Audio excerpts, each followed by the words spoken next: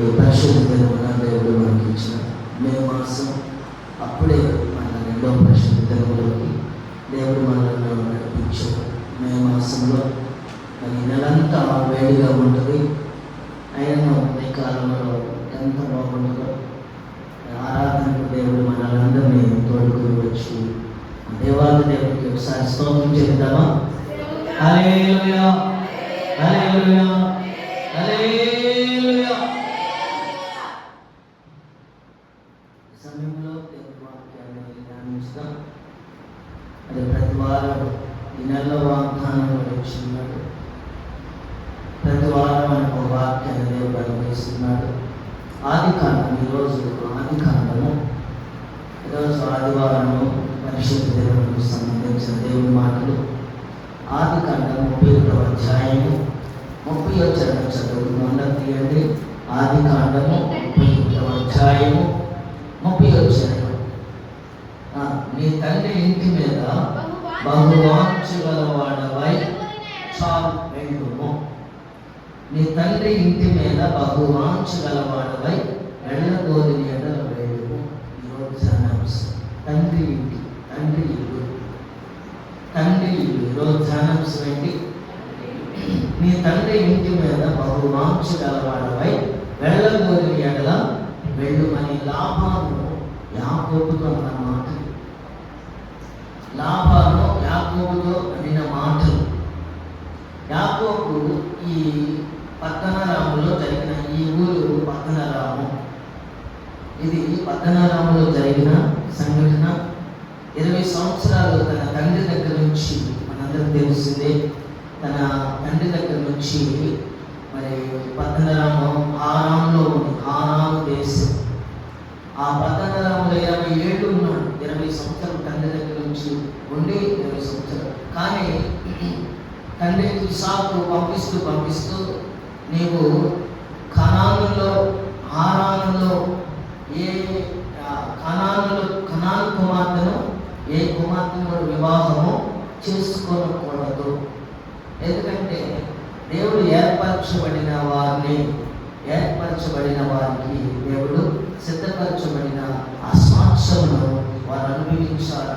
ఎందుకంటే యాకోబు తండ్రి ఆశీర్వదించిన మరుక్షణమే పద్దనరాము వెళ్ళాల్సి 400 మైళ్ళు అంట. ఈ ఇంటికి అక్కడికి 400 మైళ్ళు అంట. ఇస్సాకు ఇంటి దగ్గర నుంచి పద్దనరాముకి ఎన్ని వందల మైళ్ళు? 400 మైళ్ళు అంటే కిలోమీటర్న్నర. పైకి వచ్చి కిలోమీటర్న్నర. అప్పుడు ఎన్ని 600 కిలోమీటర్లు అనుకుంటా.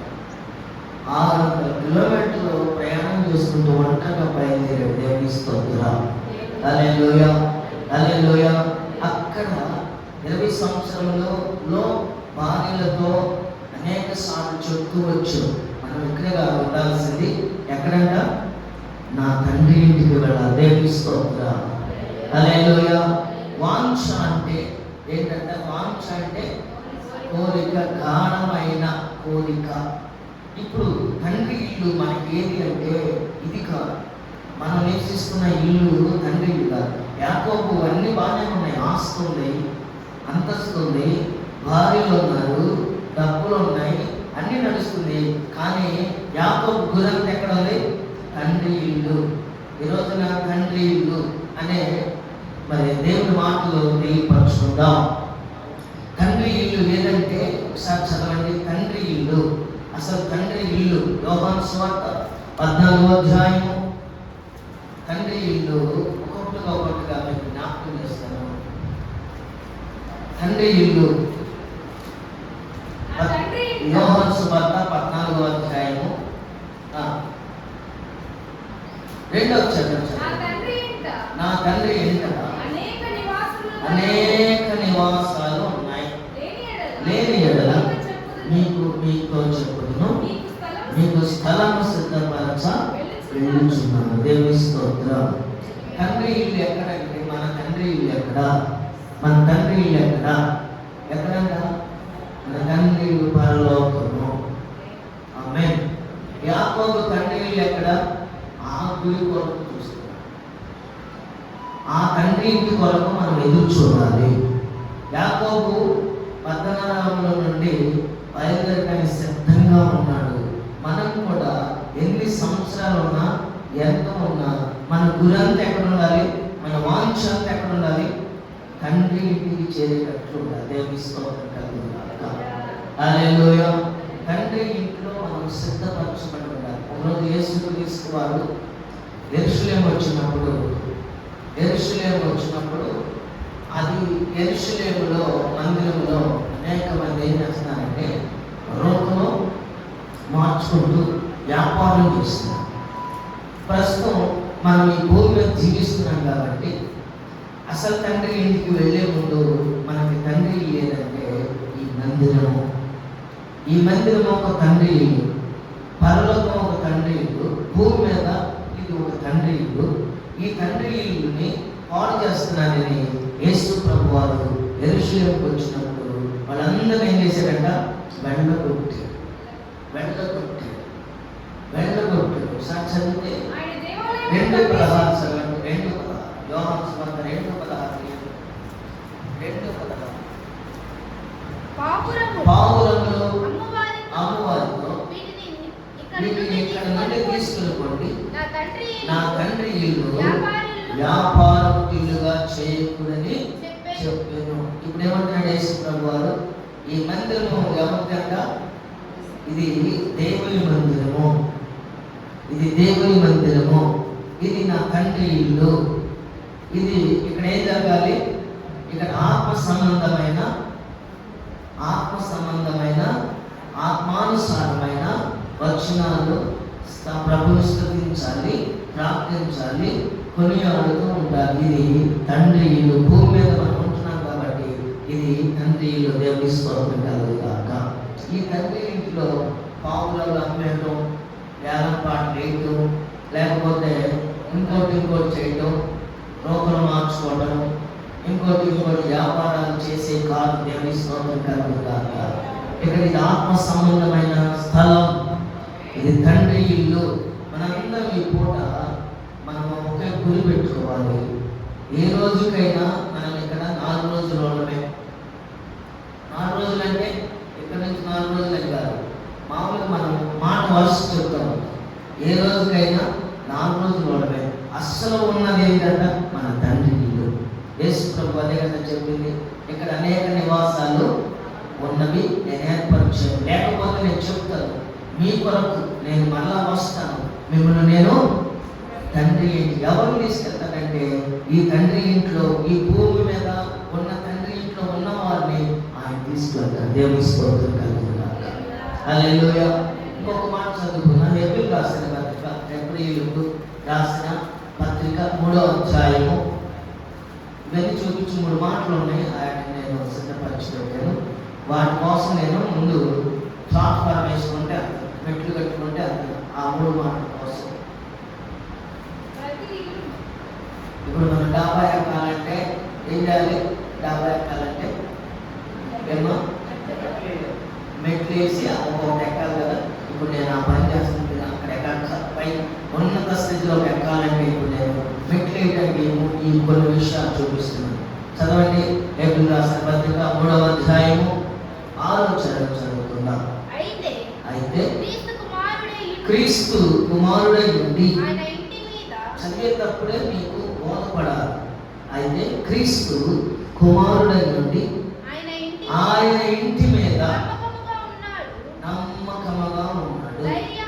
ధైర్యమును నిరీక్షణ వలని ఉత్సాహమును తుదమట్టుకు స్థిరముగా చేపట్టిన యెడల మనమే ఆయన ఇల్లు. దేవుని స్తోత్రం. విశ్వాసులే ఆయన ఇల్లు, మనమే ఆయన. ఎవరు మనం అంటే హృదయమే నీ ఆలయం క్రీస్తు, నీ నామమున ఇదిగో మీరే ఒక తండ్రి ఇల్లు అంట. దేవుని స్తోత్రం. ధైర్యముగా నిరీక్షణ కలిగి ఉత్సాహముతో తుదమట్టుకు మనం స్థిరముగా చేపట్టబడి యెడల మనమే తండ్రి ఇల్లు. దేవుని స్తోత్రం. సంఘమే తండ్రి ఇల్లు. సంఘ సంఘమే తండ్రి ఇల్లు. సంఘం అంటే ఏదో మనం అంట వచ్చి కాసేపు కూర్చుని కాసేపు వెళ్ళేవాళ్ళు కాదు. మనం ఎక్కడున్న తండ్రి ఇల్లుగా మార్చబడాలి. ఎక్కడైతే ఇద్దరు ముగ్గురు సహవాసం కూడుకుని ప్రార్థిస్తారో అక్కడ ఆయన ఉన్నాడు. అది ఒక తండ్రి ఇల్లు. దేవునికి స్తోత్రం. ఇదివరకు నేను చిన్నప్పుడు ఇల్లే ఉండి ఇంట్లో ప్రార్థన పెట్టుకుంటా ఉంటే ఇక్కడ పరలోకంలో ఎవరో ఇంట్లో ప్రార్థన పెట్టుకునే వాళ్ళు పరలోకం జారో ఎంత చర్చి అయితేనే పరలోకం వెళ్తారని వినేవాడు చిన్న వయసు. ఇక్కడ ఏం రాయబడింది? నువ్వే ఒక తండ్రి ఇల్లు. దేవునికి స్తోత్రం. హల్లెలూయా. నువ్వే ఒక తండ్రి ఇల్లు. ఈ మందిరమును తండ్రి ఇంటి మీద మనము వాంఛ కలిగి ఉండాలి. అంటే మన సంఘం మీద ఏముండాలి? వాంఛ కలిగి ఉండాలి. ఆదివారం సమయం మీద మనం వాంఛ కలిగి ఉండాలి.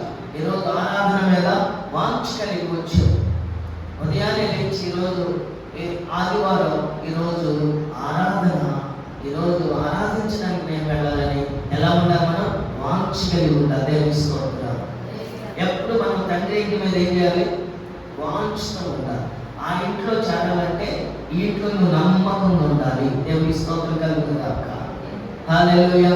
నువ్వు నమ్మకంగా లేకపోతే ఆ ఇంట్లో నువ్వు అసలు ఇంట్లోకి చేరలేవు. పరలోకంలో ఆయన నివాసాలు మన కొరకు సిద్ధపరిచున్నాడు కదా.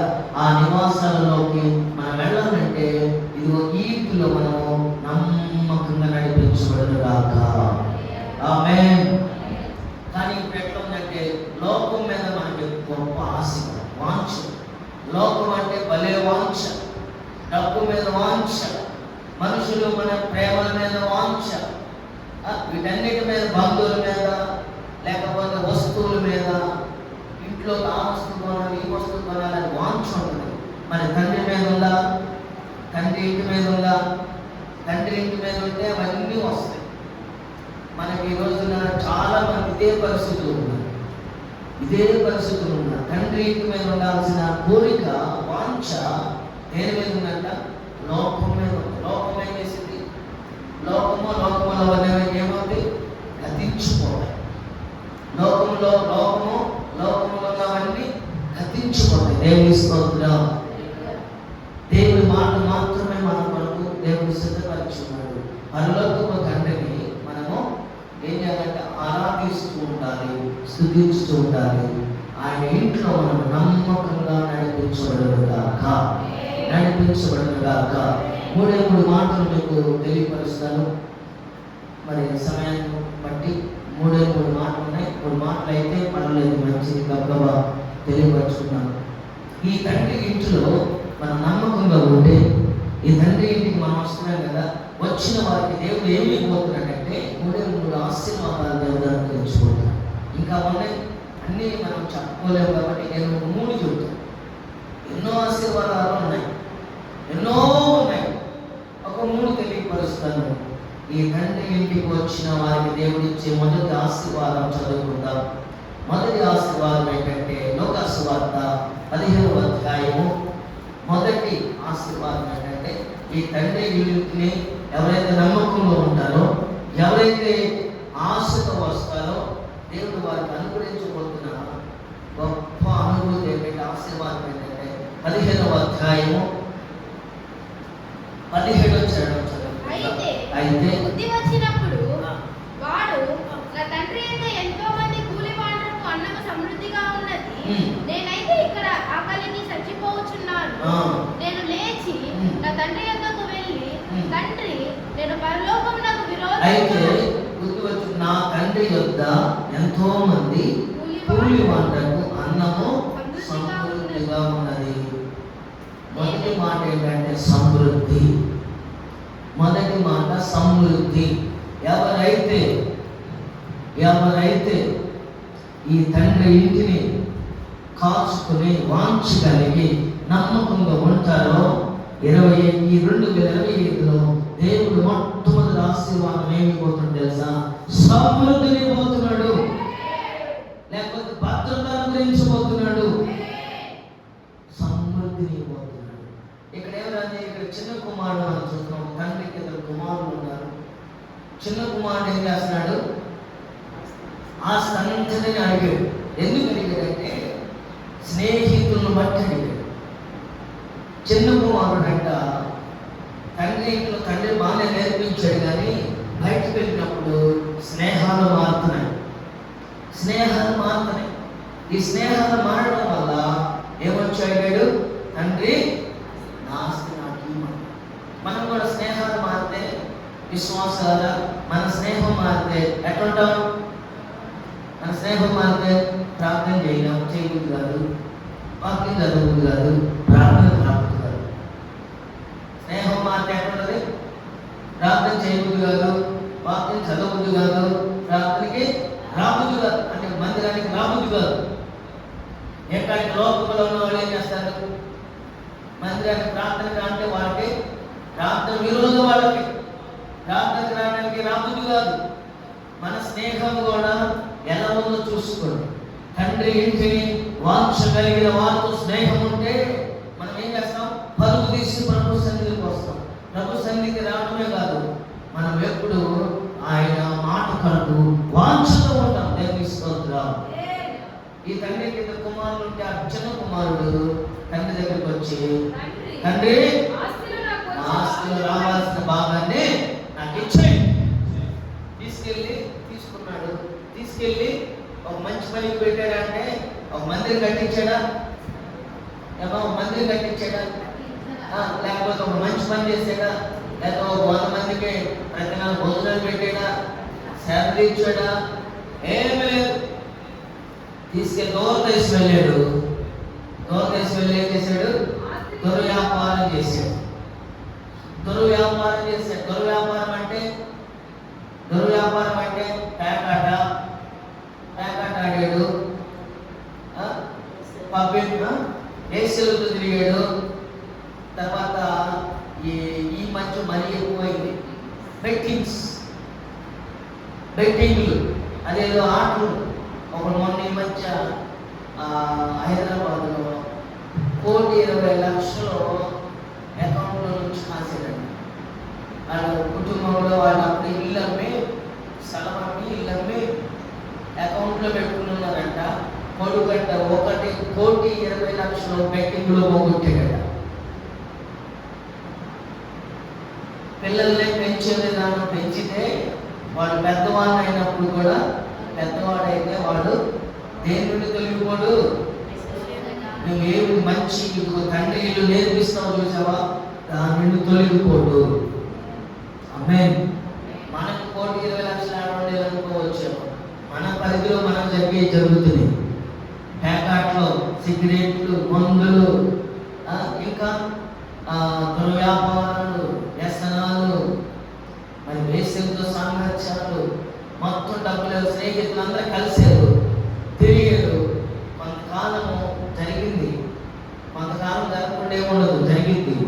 తర్వాత ఆ దేశంలో ఏమొచ్చింది? కరువు వచ్చింది, గొప్ప కరువు వచ్చింది. దేవుడి వల్ల ఈ చిన్న కుమార్ దగ్గర కూడా డబ్బులు కూడా 2 ఒకేసారి వచ్చేసి, శ్రమలు అట్టగా వస్తాయి, 2 ఒకసారి వచ్చేసి. ఇక అంతకుముందు భోగవాక్యాలతో ఎగసించిన నడిపించబడిన చిన్న కుమారుడు మరి డబ్బులు ఉన్నంత కాలంలో స్నేహితులు ఉన్నారు. ఎప్పుడైతే డబ్బులు కలుగుతున్నాయో ఏమైపోయారు? వెళ్ళిపోయారు. ఒంటరైపోయి భోజనాన్ని కూడా లేక, ఎందుకంటే కరువు వచ్చింది, అందరికీ కరువు వచ్చింది. ఎవరు భోజనం పెట్టేవాళ్ళు లేరు, పని లేదు, డబ్బులు లేవు, భోజనం లేదు. ఎవరు కాడి ఇంట్లో ఉన్న మటుకు తిని అంత తినే కాడ ఎంత తిని సరిపెట్టుకుంటున్నారు. దేవుని స్తోత్రం కలుగుగాక. హల్లెలూయా. ఏమన్నా నిద్ర వస్తుందా? దేవునికి మహిమ కలుగుగాక. ఇంత దగ్గర ఊరుకుంటున్నారు. అలాంటి పరిస్థితులలో ఒక పందులు మేపే ఒక యజమానుడు కనపడ్డాడు. ఒక పందులు గుడిసి కనపడింది. అక్కడికి వెళ్ళి ఈ పందులు మేపుకుని ఈ దగ్గర జీతం చేసి ఆయన ఇచ్చే డబ్బులతో కొంచెం ఆహారం తింటాం, ఆకలి మంటను తీర్చుకుందామని వెళ్ళాడు. వెళితే ఆ యజమానుడు పని చెప్పే లోపే ఆకలేసి ఆ పందులు తినే ఆ పొట్టు తిందామని ఆ పట్టును తీసుకుని తినబోయడానికి యజమానుడు వచ్చాడు. ఎలా చేశాడు? బ్యాటేసి ఆ పొట్టి కలిమి ఆ పని కూడా లేకుండా చేసినప్పుడు అప్పుడు ఈ 17 చదవండి. అందుకు ఎంత చెప్పింది? అయితే ఏమొచ్చింది? ఇప్పుడు బుద్ధి వచ్చినప్పుడు వాడు తన తండ్రి యొక్క అనేక మంది కూలివాళ్ళు ఉన్నారు, వాళ్ళందరికీ ఏం కలుగుతుంది? సమృద్ధి. దేవుని స్తోత్రం. ఇప్పుడు మనం కూలోడమా? ఏమా కూలోడమా? ఎవరు మనం వారసులం. యేసు క్రీస్తు రక్తం చేత కడగబడిన నీవు దేవునికి వారసుడివి. ఆ ఆస్తికి నీవు వారసురాలివి. దేవుని స్తోత్రం కలుగుగాక. హల్లెలూయా, హల్లెలూయా. వారసులు మనం ఇప్పుడు ఎట్లా ఉండాలి? తండ్రిలు మర్చిపోవద్దు, తండ్రిలు మర్చిపోవద్దు. బుద్ధి వచ్చినప్పుడు అప్పుడు అనుకుని వచ్చాడు.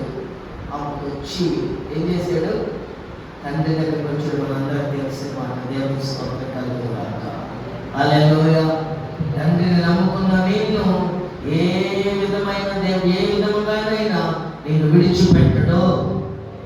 దేవుని స్తోత్రం కలుగుగాక. ఈ ఇంటిలో మనకేముందంటే సర్వ సమృద్ధి ఉంది. మనకు కనపడదు.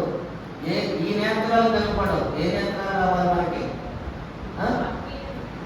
ఆత్మీయ నేత్రాలు. ఈ పొరలు విడిది వస్తే ఆత్మీయ నేత్రాలు సర్వ సమృద్ధి ఉన్నది. ఏ ఒక్కరు కూడా మనము ఆకలితో ఉండము. తండ్రి దగ్గర వాళ్ళకి కూలి చేసిన వాళ్ళకి భోజనం కూడా 1000 రూపాయలు కూలి అనుకో, భోజనం కూడా 2 పూటలు తినేస్తారట. దేవుని స్తోత్రం. అంత కమ్మని ఇంటిని విడిచిపోయి ఈ రోజున ఈ ఇల్లు లాంటిది. ఈ ఇంటిని విడిచిపెట్టి కొన్నిసార్లు ఉంటున్నాం, కొన్నిసార్లు రాలేకపోతున్నాం, కొన్నిసార్లు మర్చిపోతున్నాం, తండ్రికి నమ్మకంగా ఉండలేకపోతున్నాం, తండ్రికి విరోధంగా నడుస్తున్నాం. చిన్న కుమారుడు దూరం వెళ్ళాడు కానీ మనం ఏం చేస్తాం? ఇంటి దగ్గర ఉండి దూరం అవుతున్నాం. ప్రభు దేవుడు దూరం అయితే ఆయన ఏమన్నా తక్కువ ఉందా? ఆయన దగ్గర ఎంతో మనం దూరం అయితే మనమే నష్టపోతాం. దేవుని స్తోత్రం కలుగుగాక. ఆదికాండము 28వ అధ్యాయము. ఆదికాండము 28వ అధ్యాయము. ఆదికాండము 28వ అధ్యాయం తీయండి. 16వ వచనం చదువుకుందాం. యాకోబు అంటే నిద్రలేచి నిశ్చయముగా యెహోవా ఈ స్థలమందున్నాడు, అది నాకు తెలియకపోయింది. దేవుని స్తోత్రం. దేవుడు అంటే ఈ స్థలంలో ఉన్నాడు. ఈ స్థలంలో ఉన్న దేవుడు నిత్యం మనలను ఆశీర్వదిస్తాడు. యాకోబు ఒంటరిగా బయలుదేరాడు. యాకోబుకు దేవుడు తోడుగా ఉన్నాడు. దేవుడు ఆశీర్వదించిన దేవుడు నేను విడిచిపెట్టాడు. బెయేర్షెబా నుండి పట్టణరాము వచ్చే అరణ్య యాత్రలో యాకోబుకు దేవుడు తోడుగా ఉన్నాడు. 20వ వచనంలో చదువుకుంటే 20 అప్పుడు యాకోబు నేను తిరిగి నా తండ్రి ఇంటికి క్షేమంగా వచ్చినట్లు దేవుడు నాకు తోడైంది. నేను వెళుచున్న ఈ మార్గములో నన్ను కాపాడి తినుటకు ఆహారమును ధరించుకోవడానికి వస్త్రములు నాకు దయచేసిన యెడల యెహోవా నాకు దేవుని స్తోత్రం కలుగుగాక. తండ్రి ఇంటికి క్షేమంగా వచ్చినట్టు మనందరం తండ్రి ఇంటికి క్షేమంగా రావాలి. అంటే తండ్రి ఇంటి మన తండ్రి ఇల్లు మనం ఎప్పటికైనా చేరాలి. ఆ తండ్రి ఇంట్లో మనం ఉండాలి. ఈ లోకంలో మనం నమ్ముకొని తండ్రి ఇంటిని పోగొట్టుకున్నాం. తండ్రి ఇంటి లోకంలో నమ్ముకుని ఈ లోకంలో ఉన్న వాటిని రంగులు కనబడేసరికి తండ్రి ఇంటికి మర్చిపోతున్నాం. తండ్రి ఇంటికి విడిచిపెట్టేసుకుంటున్నాం. రక్షణ వస్త్రాలను దేవుడు ఇచ్చాడు, నీతి వస్త్రం ఇచ్చాడు. ఈ కమ్మని వస్త్రాన్ని ఏం చేసుకున్నారు? ఈ లోకంలో ఈ మాలిన్యము ఈ వస్త్రాన్ని మట్టిలో వదిలేస్తారు. అదేమైపోతుంది? అదేమైపోతుంది, మలినమైపోతుంది. మరి రక్షణ వస్త్రాలు మనం ప్రతిదినము ఏం చేయాలంటే ఉతుక్కోవాలంటే తండ్రి ఇంటికి రావాలి. ఈ భూమి మీద ఉన్న తండ్రి ఇదే కాబట్టి ఈ తండ్రి ఇంట్లో ప్రతిదినం వాక్యం ద్వారా మనము ఎప్పటికప్పుడు ప్రతిదినము ఏం చేసుకోవాలంట, శుద్ధి చేసుకోవాలి. దేవుని స్తోత్రం కలుగుగాక. హల్లెలూయా, హల్లెలూయా. నామకార్థ క్రైస్తవులాగా ఏదో నామకార్థంగా మనము వచ్చి 4 మాటలు వాక్యం చదువుకుని ఓ పాట పాడి మనము వెళితే అది సంపూర్ణత కాదు, అది తండ్రి కాదు. దేవుని స్తోత్రం. హల్లెలూయా. నామకరణం చేసుకున్న తండ్రి దేవుడు అంగీకరించడు. సంపూర్ణంగా నువ్వు తండ్రికి సమర్పించుకోవాలి. సమర్పణ అంటే ఏంటి? సమర్పణ అంటే మన సమస్తమును లేచిన దగ్గర నుంచి కొనుక్కోబోయేదాకా మనము మన జీవిత శైలిని మొత్తాన్ని మనం ఆయన సమర్పించుకోవాలి. మన నడకను, మన పడకను, మన ఆలోచనను సమస్తము ఆయనకి అర్పించుకోవాలి. దేవుని స్తోత్రం. అర్పించుకున్నప్పుడు ఆయనకు మనం సంపూర్ణంగా నడిపించబడతాం. మన ప్రతిదినము ఆయనకు విధేయంగా ఉంటాం. తండ్రి ఇంటికి చేరడానికి అర్హులవుతాము. దేవుడికి మహిమ కలుగుగాక. అప్పుడు అర్హులుగా నడిపించుకున్నాం. ఎప్పుడు నా తండ్రి ఇంటికి నేను చేరేటట్లుగా దేవుడు నాకు సహాయం చేయుగాక. చెప్పండి, నా తండ్రి ఇంటికి నేను చేరేటట్లుగా నాకు సహాయం అనుగ్రహించుగాక.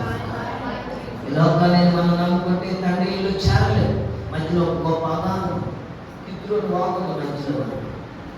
మందిరానికి తండ్రి ఇంటికి మధ్యలో ఉంది గొప్ప అగాధం, కిద్రోను వాగుంది. కిద్రోను వాగు అంటే మనల్ని చారణీయకుడు చేసేది.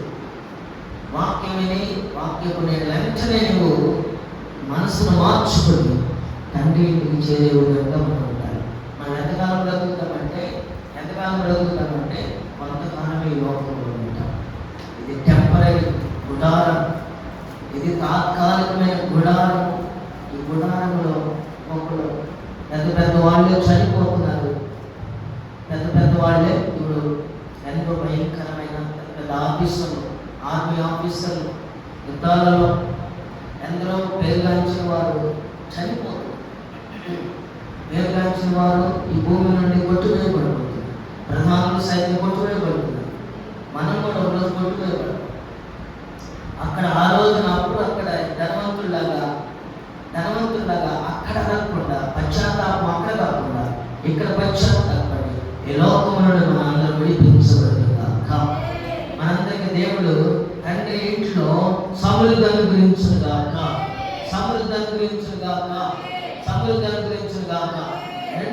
రెండో ఆశీర్వాదం ఏంటంటే, రెండో ఆశీర్వాదం చదువుకుందాం. కొంచెం నేను తెలియపరుస్తాను. రెండో ఆశీర్వాదం సమూయేలు రాసిన మొదటి గ్రంథం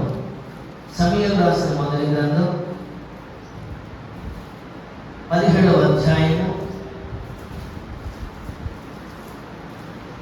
సమూయేలు రాసిన మొదటి గ్రంథం 17వ అధ్యాయము 25వ వచనం చదువుకుందాం. ఇశ్రాయేలీలలో ఒకడు వచ్చుచున్న మనిషిని చూసిరే. నిజముగా ఇశ్రాయేలీలను తిరస్కరించుటకై వాడు బయలుదేరుచున్నాడు. వారిని చంపిన వారికి రాజు బహుగా ఐశ్వర్యం కలిగేసి తన కుమార్తెని పెళ్లి చేసి వారి తండ్రి ఇంటి వారిని ఇశ్రాయేలీలలో స్వతంత్రులుగా చేయును. దేవుని స్తోత్రం. రెండో మాట ఏంటంటే స్వతంత్రత ఇస్తాడు.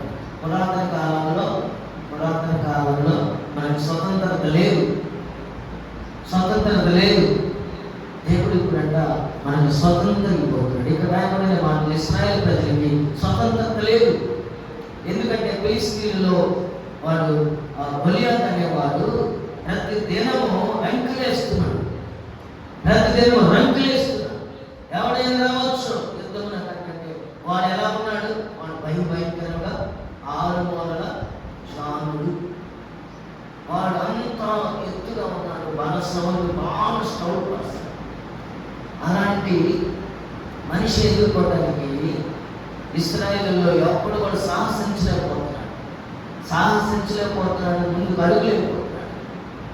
యుద్ధంలో అందరూ యుద్ధం వీరులే కానీ వాడిని జయించలేకపోయిన పరిస్థితులలో అప్పుడు రాజుగారు, సౌలు రాజుగారు ఒక ప్రకటన చేశారు. ఎవరైనా ఇదిగో ఈ గొలియాతుని హతమార్చిన వాడికి నేను బహుమానాలు ఇస్తాను, అంత మాత్రమే కాదు నా కుమార్తెనిచ్చి వివాహం చేస్తాను, వారికి ఉన్నత స్థానం ఇస్తాను, వారు స్వతంత్రులుగా ఉంటారు ఇక అని రాజుగారు ఒక ప్రకటన చేశారు. ఆ ప్రకటనలో ఎవరు ప్రాణాలు తెగించి ముందుకు వెళ్ళలేకపోతున్నారు. ఒకరోజు దావీదు వారి యొక్క ముగ్గురు అన్నదమ్ముళ్ళు అక్కడ ఉన్నారు. వారి యొక్క ముందు పెద్ద 2-3 ఆ యుద్ధం దగ్గర ఉన్నారంట. యుద్ధం ప్రారంభించబడలేదు. ఆ ప్రజలు ఇశ్రాయేలులో ఆయన రాజుల దగ్గర ఉంటారంటే ముగ్గురు. వీళ్ళ ఆర్మీ జవాన్లు. వీళ్ళ దగ్గరికి పోయి వాళ్ళ తండ్రి గారు ఏదో తయారు చేసింది ఇచ్చినామని చెప్తే దావీదు అప్పుడు గొర్రెలు కాసుకుంటూ ఉన్నాడు. ఆ సమయంలో ఇచ్చినామంటే ఈ టైంకి వెళ్ళినప్పుడు పక్కన వాళ్ళు అడిగాడంట, ఏంటి ఇక్కడ జరుగుతుంది, ఇక్కడ ఏం జరుగుతుంది అంటే చెప్పారంట వాళ్ళు. అది చెప్పినప్పుడు ఈ దావీదు ఏమంటాడు తెలుసా, ఈ సున్నతి లేని ఫిలిష్తీయుడు దేవుని ప్రజలను అనడానికి నెంతటి వాడు, దేవుని స్తోత్రం. ఈ వార్త ఆనోట అన్నదమ్ముడు తెలిసి గర్తించారంట దావీదు. ఆ అధ్యాయంలో ఉంటుంది, మనం చదువుకుంటూ వెళ్తాం. గర్తించినాక తీసుకొచ్చిన ఆహార పదార్థాలు పక్కనోడు ఇచ్చి ఈయన ఆనోట రాజుగారి దగ్గర వెళ్ళేటట్టుగా వెళ్ళేడు కాదు. దేవుని స్తోత్రం కలుగుతా. అందరు చూడ హల్లెలూయా హల్లెలూయా హల్లెలూయా హల్లెలూయా హల్లెలూయా. గలాతీయులకు రాసిన పత్రిక 5వ అధ్యాయం 1వ వచనం ఎందుకు చదువుతున్నామంటే స్వాతంత్రం అంటే ఏంటి అసలు తెలుసుకుందాం. ఈ స్వాతంత్రం అనుగ్రహించి క్రీస్తు మనలను స్వతంత్రులుగా చేస్తున్నాడు కాబట్టి మీరు స్థిరముగా నిలిచి మరల దాస్యమును అనే కాడి క్రింద చిక్కుకొనకూడదు. గలతీ సంఘానికి అపోస్తలుడైన పౌలు తెలియపరుస్తున్నాడు. ఈ స్వాతంత్రము యేసు ప్రభువు మనకు అనుగ్రహించున్నాడు కాబట్టి క్రీస్తు మనలను స్వతంత్రులుగా చేశాడు. ఎందుకంటే ఆయన లోకములకు వచ్చి ఆయన మనలను స్వతంత్రులుగా చేశాడు. దాస్యం నుండి మనం విడిపించి ఏం చేశాడు, వారసులుగా చేశాడు. దేవుని స్తోత్రం. ఒకప్పుడు మనం దాసులుగా ఉన్నాం. ఆ దాసుల నుండి దేవుడు ఏం చేశాడంటే స్వతంత్రులుగా చేశాడు, లేకపోతే వారసులుగా చేశాడు. ఈ వారసత్వాన్ని మనం ఏం చేయాలంట, పోగొట్టుకోకూడదు. ఈ మాట మేము ప్రశ్న, యేసుక్రీస్తు రక్తం చేత కడగబడని నీవు ఎప్పుడైతే ఆయన నమ్ముకొని ఆయన పరిపూర్ణంగా ఆయన బిడ్డగా మార్చబడ్డావో అప్పుడు దాస్యం నుండి నువ్వు విడిపించబడ్డావు.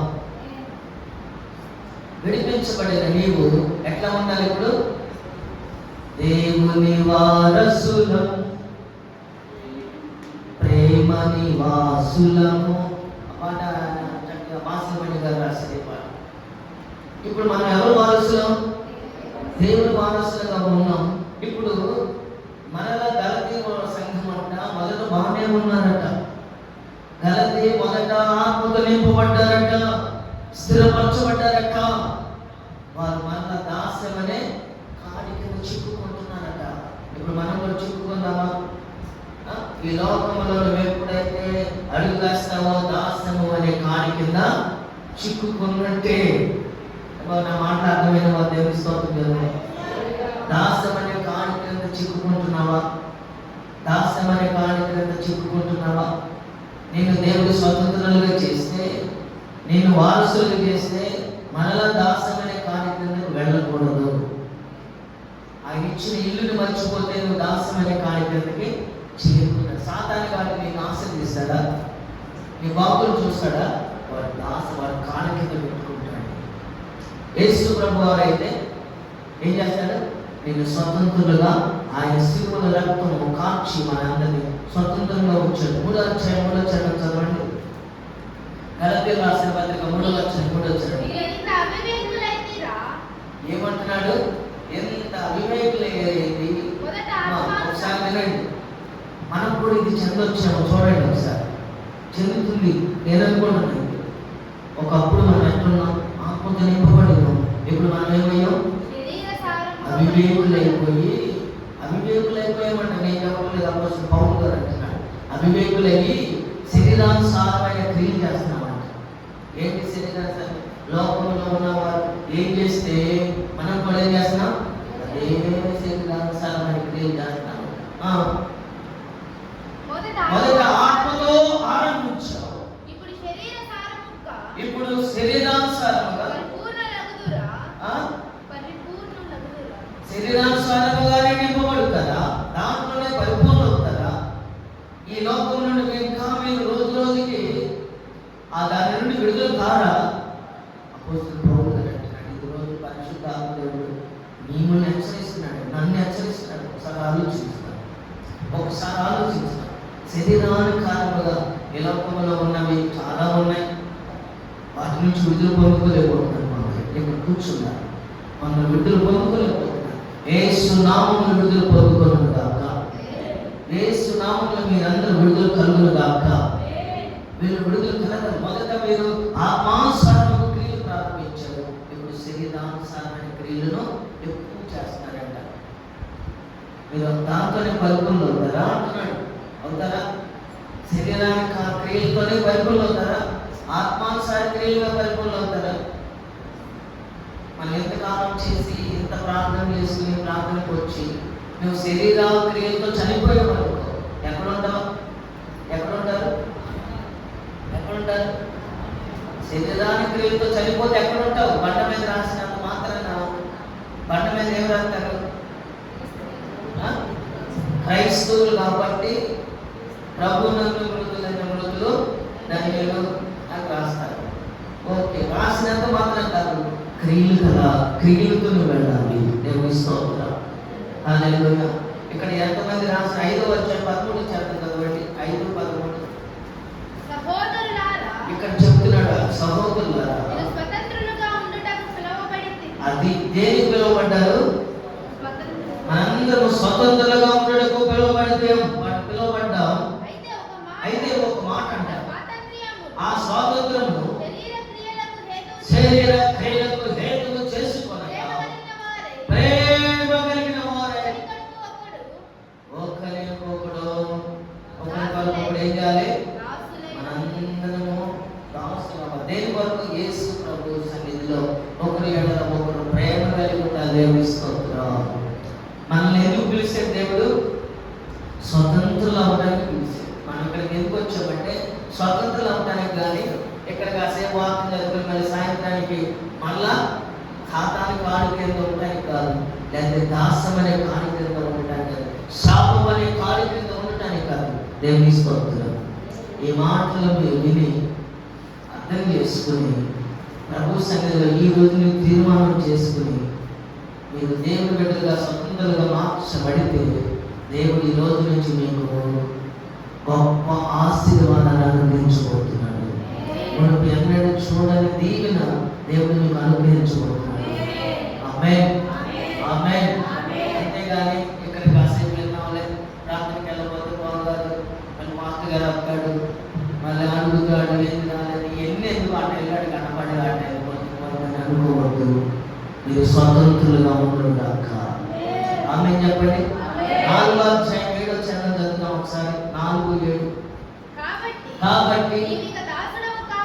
కాబట్టి నువ్వు ఎప్పుడైతే తీర్మానం చేసుకుని దేవుని మందిరములో, దేవుని తండ్రి ఇంటిలో నువ్వు నివాసం చేస్తున్నావో, ఇక నీవు దాసుడవు కావు, కుమారుడవే, కుమార్తెవే. చెప్పండి, నేనిక దాసుడను కాను. చెప్పండి, నేను ఇక దాసుడను కాను. చెప్పండి, మా ఊరికి పోయి వస్తానే. చెప్పండి, నేను ఇక దాసుడను కాను, కుమార్తెనే, కుమారుడిని. కుమారుడు అయితే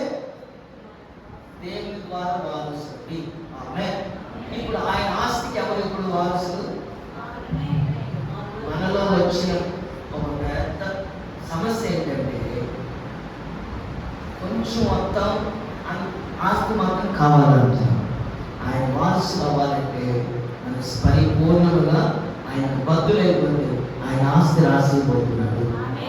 ఆయన ఎంతమందిని చూస్తున్నాం మన మిత్రులు కానీ అబ్రహాముని మనం చూస్తే ఆయన వస్తూ ఆ ఇంటి దగ్గర వచ్చి ఏమైనా తెచ్చాడా? వాళ్ళు ఏ ఊరు అనుకుంటున్నారు? అబ్రహాం గారిది ఊరే, ఏదే ఊరు. ఆ ఊరు నుండి వచ్చాడు. మరి ప్రపంచం అంతా సరిపోలేదు. ప్రపంచం సరిపోలే ఆయన ఆస్తి. ఎప్పుడైతే నువ్వు అబ్రహాం వలె పిలువబడిన పిలుపుని ఏం చేయాలి? నిలబెట్టుకోవాలి. దేవుడు నీకు స్వతంత్రం ఇచ్చాడు. ఆ స్వతంత్రం ఏం చేయాలి? కాపాడుకుని తండ్రి ఇంట్లో నువ్వు ఉన్నట్లయితే దేవుని యొక్క వారసుగా స్వార్థం దేవుడు నీకు అనుగ్రహించుగాక. చెప్పండి, అనుగ్రహించుగాక. ఆదికాండం 17వ అధ్యాయం 18వ చరణం చదువుకుంటే, ఆదికాండం 17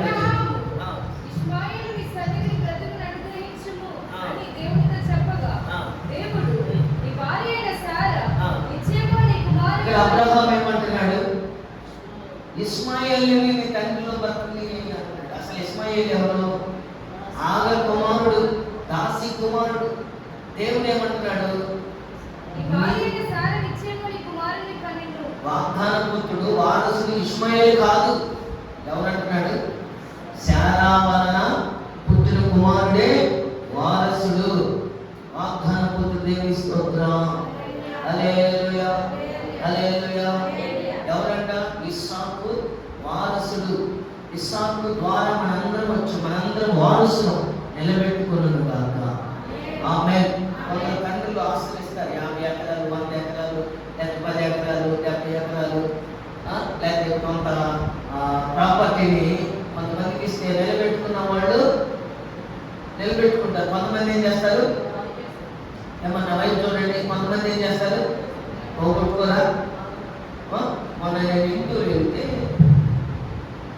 మన వాళ్ళకైనాక ఒకరికి 70 ఎకరాలు పొలం ఉన్నాయి. 70 ఎకరాలు. ఆ 70 ఎకరాలు ఏమైందో ఆ ఇల్లు చూస్తే పెద్ద అప్పట్లో పెట్టారు. ఇది ఎవరికి ఇల్లు అని అడిగితే మనమంటే అక్కడ 70 ఎకరాలు ఉంది. ఇప్పుడు 7 సెంట్లు కూడా భూమి లేదంట. 7 సెంట్లు భూమి లేదంట. పుట్టకోకుండా కట్టుకోకుండా అయ్యారంట. ఎందుకనంటే ఇచ్చిన దాన్ని ఏం చేయాలి? ఏం చెప్పలేదమ్మా. ఇచ్చిన దాన్ని ఏం చేయాలి? తెలివిగా జరుగుతుంది. ఇచ్చిన దాన్ని నిలబెట్టుకోవాలి. ఇప్పుడు నీకు దేవుడు నీకేమి ఇచ్చాడు? తండ్రి ఇచ్చాడు. దీన్ని నిలబెట్టుకుంటే దేవుడు నిన్ను ఆస్తిమంతురాలుగా చేయబోతున్నాడు, స్వతంత్రంగా చేయబోతున్నాడు, వారసురాలుగా చేయబోతున్నాడు, వారసులుగా చేయబోతున్నాడు. మనం చూద్దాం. నేను దాసులను కాను, నేను స్వతంత్రుడను. నేను దాసులను కాను, నేను స్వతంత్రుడను. నేను దాసురాలను కాను, నేను స్వతంత్రురాలను. నేను స్తోత్రం. చెప్పడానికి కూడా ఇబ్బంది. దేవుడు ఏమిస్తాడు? చెప్పడానికి ఇబ్బంది అయిపోతుంది. ఒకసారి పెద్ద కుమారుడు ఏమన్నాడు చూడండి. లోకస్వార్త 15వ అధ్యాయము, లోకస్వార్త 15వ అధ్యాయము. చెప్పడానికి ఇబ్బంది అయిపోతుంది. 15వ అధ్యాయము 25వ చరణం చదువుకుందాం. అప్పుడు పెద్ద కుమారుడు వచ్చి పొలంలో ఉండేను. వాడు పొలంలో నుండి వచ్చుచు ఇంటి దగ్గరకు రాగా వాయిద్యములను నాట్యములను జరుగుతా విని దాసులలో ఒకరిని పిలిచి ఇవి ఏమిటని అడగగా దాసుడు అతనితో ఏమంటున్నాడు? నీ తమ్ముడు వచ్చి ఉన్నాడు, అతడు తన యొద్దకు సురక్షితంగా వచ్చినందున నీ తండ్రి త్రోపిలను వధించును. అతడు కోపపడి లోపలికి వెళ్ళలేకపోయి కనుక అతని తండ్రి వెలుపలకు వచ్చి అందుకు అతడు ఏమంటున్నాడు? ఇదిగో ఇన్ని ఏళ్ల నుండి నేను సేవించుతున్నానే, నీ ఆజ్ఞను నేను ఎన్నడూ వినలేదే. అయినను నా స్నేహితులతో సంతోషపడినట్టు నీవు నాకెన్నడూ ఒక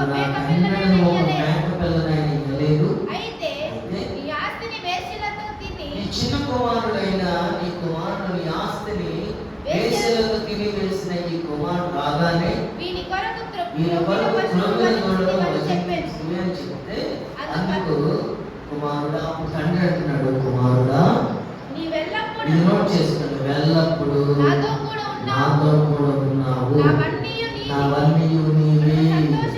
మనము సంతోషపడి ఆనందించుట తమ్ముడు చనిపోయి తిరిగి బ్రతికేడు, తప్పిపోయి దేవుని స్తోత్రం కలుగునుగాక.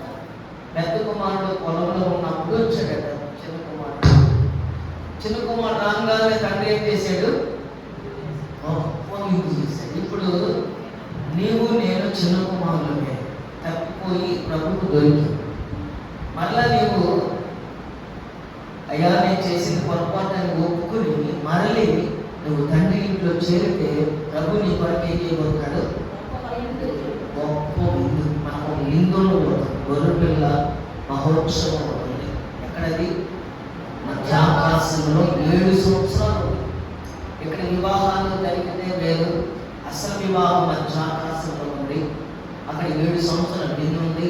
ఆ విందులో నిన్ను నడిపించలేదు కాక నీ తండ్రి ఇంట్లో నువ్వు నమ్మకంగా మళ్ళా తిరిగి వచ్చిన నీకు గొప్ప విందు ఉంది. దేవుని స్తోత్రం. పెద్ద కుమారుడు అంటున్నాడు, నేను ఎంతగా నీతో పాటు ఉంటే నాకు ఏ రోజైనా ఒక మేకపిల్లనైనా కోసావా, ఇచ్చావా అని అంటే అప్పుడు తండ్రి అంటున్నాడు, ఇవన్నీ నేనే కదా. తండ్రి ఇంట్లో నువ్వు ఉంటే చాలా సురక్షితంగా ఉంటావు, సమృద్ధి ఉంటుంది. రెండవది స్వతంత్రాలుగా ఉంటావు. దేవుని స్తోత్రం. తండ్రి కుమారుడు లోపలికి వెళ్తున్నాడు అనుకో, ఇంట్లో బెడ్రూమ్లోకి వెళ్ళిపోతాడు. దాసులైతే అయ్యగారు అయ్యగారు ఆయన పిలిచి ఆయన రమ్మంటే లోపలికి వెళ్తా, లేకపోతే ఇప్పుడు మన దాసులమా స్వతంత్రులమా? స్వతంత్రులమైతే ఎవరమే? వారసురాలు. అర్థమైందా? నువ్వు స్వతంత్రాలు అయినా వెంటనే దేవుడు ఏం చేస్తాడు? అది పెద్ద కుమారుడు ఆ మాట అంటే, అయ్యా నువ్వు ఇవన్నీ నీవే వారసులు అయ్యా. మనందరం ప్రభు ఆస్తికి వారసులు. ఆయన ఎంత కొంచెమా ఇంత? భూమి దాని సంపూర్ణతయు లోకమును దాని నివాసులను అన్ని అవన్నీ మనయే. దేవుని స్తోత్రం. మన పేర్లు ఉన్నాయి జీవ గ్రంథంలో, చాలు. దేవుని స్తోత్రం. అసలు చేసేదైతే విందు ఉంది. ఆ విందులో మనందరూ పాల్గొనగాక. మూడో మాట, ఆఖరి మాట చెప్పుకున్నాను, చదువుకుందాం. మూడో మాట ఏంటంటే, తండ్రి ఇంట్లో మీరు పేరు కొట్టివేయబడకూడదు. ఎన్ని ఉన్నా మన పేరు ఎక్కడ ఉండాలి? జీవ గ్రంథంలో, జ్ఞాపకార్థ గ్రంథంలో పేరు రాయించుకోవాలి. దేవుని స్తోత్రం. హల్లెలూయా. ఈ లోకంలో నా పేరు కోసం కంఠాలు పడి పేరు రాయించుకోవడం, ఎగబడి కింద పడి పేరు రాయించుకుంటాం. జీవ గ్రంథంలో మన పేరే ఉండాలి, రాయబడి ఉండాలి, కొట్టివేయబడకూడదు. చదవండి సమయంలో రాసిన మొదటి గ్రంథం 24వ అధ్యాయము 21వ వచనం చదువుకుంటే అక్కడ సౌలు దావీదుతో అంటున్నాడు, కాబట్టి నా తర్వాత నా సంతతి వారిని నీవు నిర్మూలము చేయకుండా నా తండ్రి ఇంటిలో నుండి నా పేరు కొట్టివేయవద్దు. దేవుని స్తోత్రం. చెప్పండి, మన పేరు ఎక్కడ ఉండాలి? ఇప్పుడు ఎక్కడ ఉండాలి? చెప్పండి, మన పేరు ఎక్కడ ఉండాలి? మన పేరు ఎక్కడ ఉండాలి? మన పేరు తండ్రి ఇంట్లో రాయబడి ఉండాలి. దేవునికి మహిమ కలుగునుగాక. పరలోకంలో జీవ గ్రంథం ఉంది, జ్ఞాపకార్థ గ్రంథం ఉంది. ఆ గ్రంథంలో మన పేరు రాయబడి ఉండాలి. మధ్యలో కొట్టివేయబడకూడదు, మధ్యలో ఆగిపోయేవనుకో, దేవునికి వ్యతిరేకంగా పనిచేస్తే దేవుడు ఏం చేస్తాడు? కొట్టు వేస్తాడు. ఎచ్చలవిడిగా మాట్లాడుతూ ఉంటారు కొంతమంది. నేను రక్షణ పొందుకున్నానే, నేను ఈశ్వరు నుంచి కడగబడ్డానే, నేను నా తండ్రి ఇంటికి వెళ్తున్నానే అన్న ఆలోచన ఉండకుండా ఎచ్చలవిడిగా మాట్లాడతారు. ఎచ్చలవిడి వీధులు మొత్తం ఎచ్చలవిడి అదుపు లేకుండా మాట్లాడతారు. అతని పేరు ఏం చేస్తారంటే జీవ గ్రంథంలో ఏం చేస్తాడు? కొట్టుపడతాడు. ఎందుకంటే ఆయన పరిశుద్ధుడు. ఆయన పరిశుద్ధుడు కనుక మనం కూడా పరిశుద్ధులు అవడానికి మనందరినీ ఎక్కడి నుంచి కొట్టుకొచ్చాడు? శత్రువుల నుండి కొట్టుకోవచ్చు. దేవుని స్తోత్రం. హల్లెలూయా, హల్లెలూయా. కాబట్టి మరి నేను చాలా వాక్యాలు ఉన్నాయి కానీ 69వ కీర్తన 28వ చరణం చదవండి. 69వ కీర్తన 28వ చరణం చదవండి. మనం తీర్చుకుందాం. జీవ గ్రంథములో నుండి ఎవరి పేరు జీవ గ్రంథంలో నుండి కొంత పేర్లు తుడిచివేయబడతాయి. ఎవరు వాళ్ళు? కింద నీతిమంతుల పట్టి ఎవరి పేర్లు? నీతిమంతుల పట్టిలో నీతిమంతుల పేర్లే రాయబడి ఉంటాయి. అపహాసకులు, దుష్టులు, దేవునికి వ్యతిరేకంగా ఉన్నవారు, మరి ప్రార్థనకు రాని వారు, దేవునికి సాంగత్యం లేని వారు, దేవునికి అనుభవం లేని వారు, యేసు రక్తం చేత కడగబడకుండా ఉన్నవారు ప్రతి వారి పేర్లు రాయబడవు. దేవుని స్తోత్రం. నీతిమంతుల పట్టిలో రాయబడి. నీతిమంతులు అంటే ఎవరు? నీతిమంతులు యేసు రక్తం చేత గోదానాలు ఆదానాలు ఈ దానాలు ఇచ్చినప్పుడు మాత్రం నీతిమంతులు అనుకుంటారేమో. ఆ నీతి అంట మురికి పేరు లాంటిది. దేవుని స్తోత్రం. ఆ మురికి పేరు లాంటిది. కాబట్టి మనమందరము జీవ గ్రంథంలో మన పేరు రాయబడేటట్లు సహాయం చేయుగాక. మన పేరు ఉండుగాక. మొదట తండ్రి ఇంటికి మనము వాంఛనైన వారమై ఉన్నట్లయితే దేవుడంట మనల్ని ఏం చేస్తాడు? సర్వ సమృద్ధిగా మనల్ని ఆశీర్వదిస్తాడు. రెండవది స్వతంత్రులుగా చేస్తాడు. మూడవది జీవ గ్రంథంలో పేరు రాయబడింది. ఆమేన్. అది తండ్రి ఇంటికి మనం వాంఛనై తండ్రి ఇంటిని నమ్మకంగా ఉంటే ఈ మూడింటిని మనం హృదయం స్థిరపరచుకుందాం. ఆమె చిన్న ప్రార్థన చేసి మనం ముగించుకుందాం.